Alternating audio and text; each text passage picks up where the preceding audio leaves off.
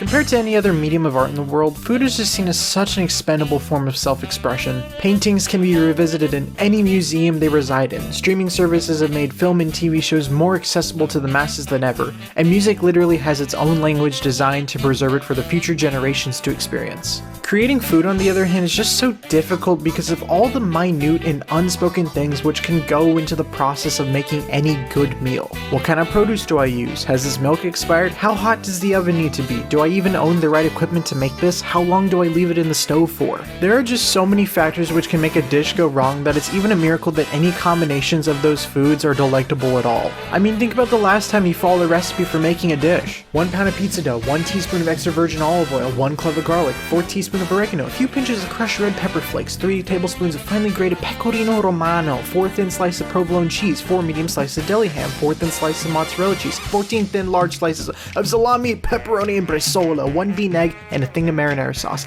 That was the first recipe that showed up for stromboli when I searched it up, and there are probably 5 kabillion different other ways to make that same dish. It's all up to the interpretation of not only the person who made the dish, but also the person attempting to replicate it. Piano pieces can be played 5 different times by 5 different people and can each recapture the exact same emotional through line the composer intended there to be. But if I make the same dish as Gordon Ramsay in the same amount of time with the exact same ingredients, there is no world those two are coming out the other side the exact same.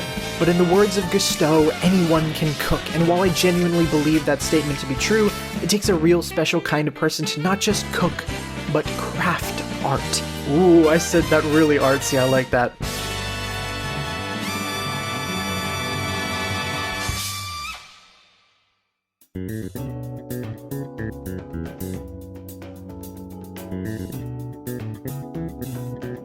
What also makes food such a difficult medium for artists to thrive in is just how disposable food even is. So many people eat without even thinking about what they're putting into their bodies. I should know.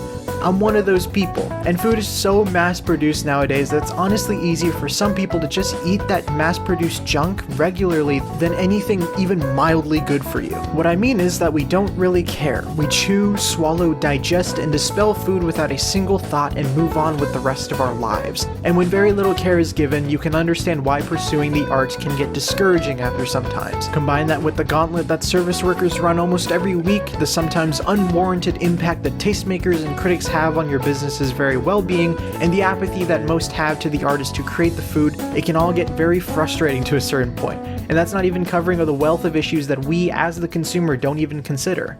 Which brings me to...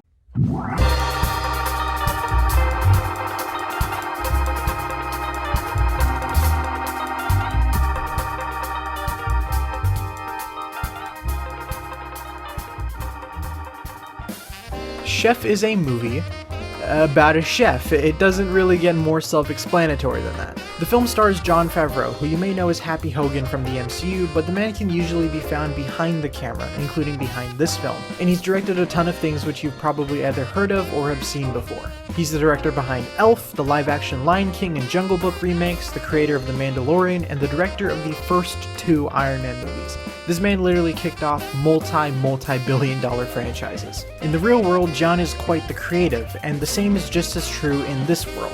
In the world of Chef, Jon plays Carl Casper, the head chef of a Los Angeles restaurant, and the beginning of the film says everything that you need to know about the man. He's hardworking, not so easily distracted, and cares deeply about his art. Cooking isn't just a job to Carl, it's his entire life. It's second nature. He bleeds for this stuff. But despite his pride, Carl isn't a self-centered person.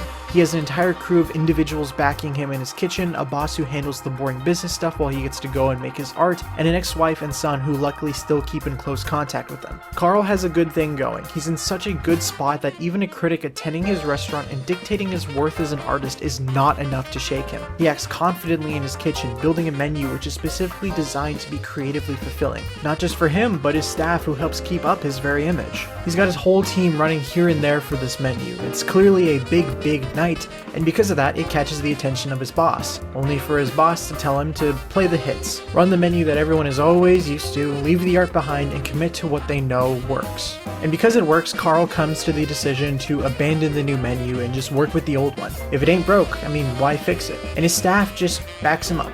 He's in charge, but he's in charge for a good reason, so they trust his judgment as their leader. But what really makes Carl so interesting and sells you on his reality is John's way of not only writing Carl, but also playing him. When he tells his team that they're running the traditional menu, he just looks so disheartened and defeated.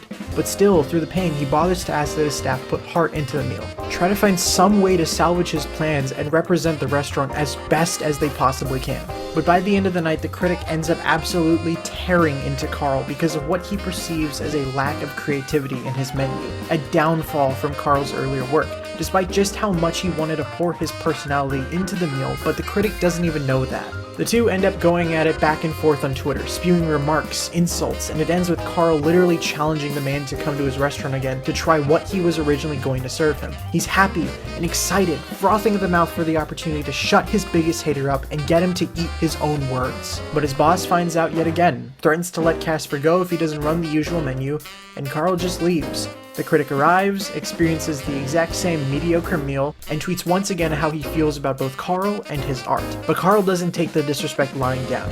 He charges into the restaurant, walks past the customers, and confronts the critic right in front of everybody, and unbeknownst to him, the entire internet. And Carl finally lets everything that, despite what he says, has been getting to him for the past few days. He yells at the critic about how he feels, how hard he works, and all those little details that make the food that he's been trashing all week. He yells about how hard his staff has been working to make the food, how ungrateful the critic is of their effort. He even yells about how hurt his boss was to read those reviews, coming to the defense of the same man who told him and forced him to leave behind his personality in favor of making the mundane. I don't like being that guy who points out a quote-unquote good acting performance and it's literally just a white guy yelling, but in the case of Chef, all the little intricacies of Carl Casper's character leading up until this point give us a reason to resonate with him. It's all of those subtleties which build him. Sometimes he's a jerk and he's hard to work with, but he cares about the cooks in his kitchen. They aren't staff, they're family. And as for his real family, he cares about his kid. He doesn't talk down to him the way a normal adult would. He treats him just like any other adult who's smart and knows things, because the kid does know things that Carl doesn't. When he gets in a conflict with his ex-wife, rather than make excuses, lie, or prolong an argument, he backs down, acknowledges his faults, and decides to change for the rest of the story. Hell, he even cares about the man who fired him. Carl Casper is a character who is so well realized that he's honestly one of my favorites in any film I've ever seen. And I think it's due in part to the fact that he's directed, acted, and written by the exact same person. An artist who has been ridiculed, attacked, and mobbed by people online, and although John never acted this way in the real world, there's no doubt in my mind that this scene comes from his own emotional experience. I'm not going to talk about the rest of this movie simply because I think that more people, especially artists, need to see Chef. It's one of my favorites of all time, and it's one of those movies that make me question why Letterboxd only has 4 slots to place on your favorites tab. Seriously guys, just 4? At least give me 5. I'd also recommend watching Ben from Canada's video about how Chef is really an allegory for John's time directing Iron Man 2 because it's a great watch and honestly really contextualizes a lot of this film. But Chef has really opened my eyes to a lot of things, especially when it comes to critiquing and trying to understand art and the thousands of hours and artists that go into the production of some of it. Movies are hard to make, and sometimes there just happen to be too many cooks in the kitchen. Pun completely intended, so it's important to remember that it's incredible that any films get made and release at all. But it's not the only movie that made me feel that way. In fact, one of them I saw as recently as just a week from when I began writing this video. And that film is...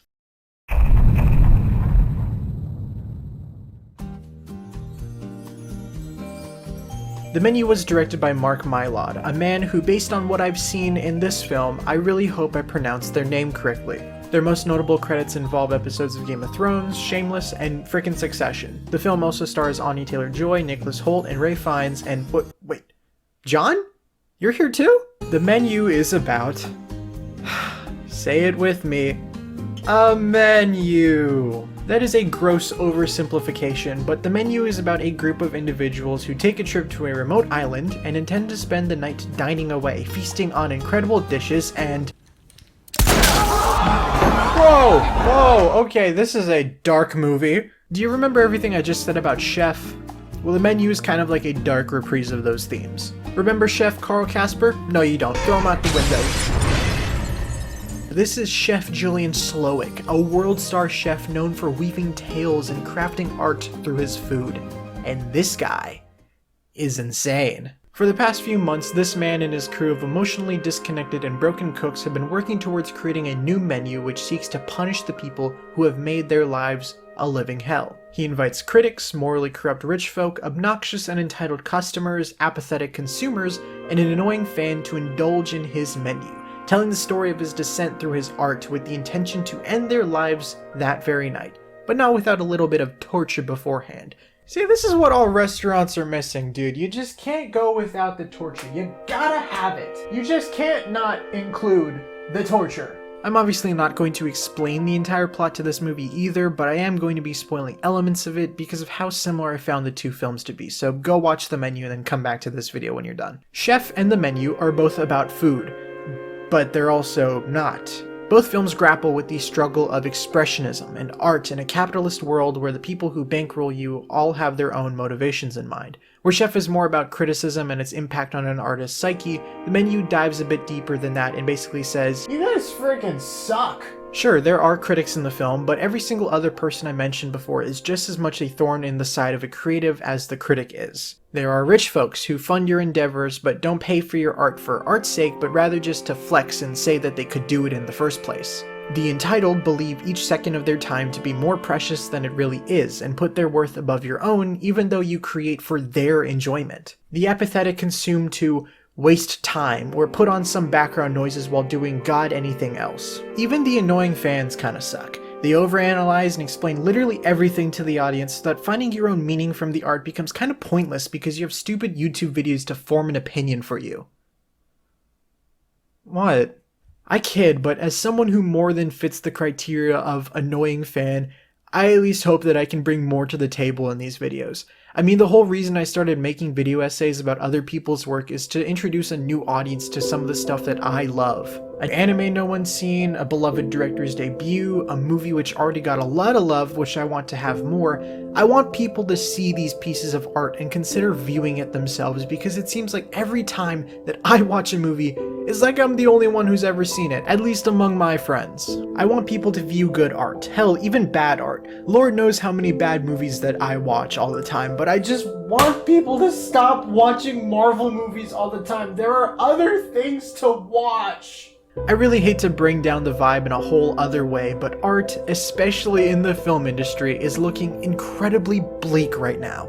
Not only do we have a writer's strike going on right now, but a lot of big budget films are bombing. Corporate shakeups are making everybody's jobs uneasy, and the movies that theaters can usually rely on to get people's butts into seats are just falling out of favor with the general public. And that's not even mentioning the actor's strike which happened just a few days ago as the time of me recording this video. That's not even in the script. That didn't happen yet. It's a rough time in art right now, which is really discouraging to someone like me who wants to eventually break into this field one day. It's heartbreaking, especially after the triumph that 2022 felt like.